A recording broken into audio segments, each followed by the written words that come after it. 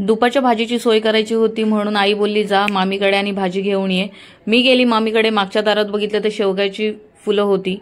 मी घेतले शेवग्याची फुलं काढायला। गावाकडे थंडीमध्ये शेवग्याची फुलं तसेच शेवग्याच्या पानांची कोळ्या पानांची भाजी केली जाते आणि याच्यामध्ये खूप सारे खनिज आणि पोषक तत्वे असतात। तर त्यामुळे घेतले मी पिशवीमध्ये भरायला फुलं आणि फुलं काढून झाल्या घरी येऊन फुलं केली साफ आणि त्याच्यानंतर ठेवले ते पातेल्यामध्ये शिजवायला। जशी फुलं शिजली तशी त्याच्यातून सगळं पाणी काढून घेतलं।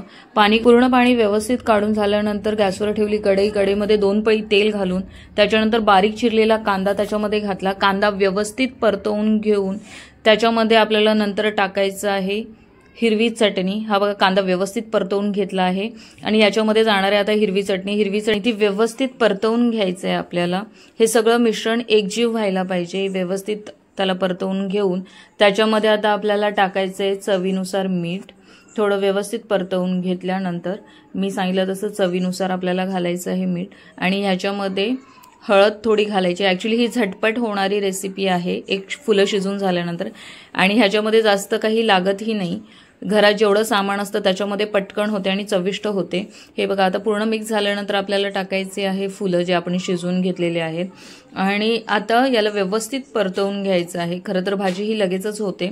व्यवस्थित परतवून घेतल्यानंतर 2 मिनिटं आपल्याला याला झाकण द्यायचं आहे म्हणजे झाकण ठेवायचं आहे आणि झाकण ठेवून झाल्यानंतर 2 मिनिटात ही भाजी तयार होईल। तर चला आता आपण 2 मिनिटं झाकण ठेवल्यानंतर भाजी आपली तयार आहे। खरं तर याच्यात तुम्ही शेंगदाण्याचं कूट टाकलं तरीही खूप छान लागते, नाही टाकलं तरीही खूप छान लागते। आम्ही नाही टाकलं कारण की आम्हाला अशीच खायला ही आवडते। तर तुम्हाला आवडत असेल तर नक्की टाका। आणि आता डाळ भातासोबत मी याला खाणार आहे। So thank you for watching travel with Meenu आणि माझ्या चॅनलला सबस्क्राईब करा आणि तुमचं प्रेम असंच राहू द्या।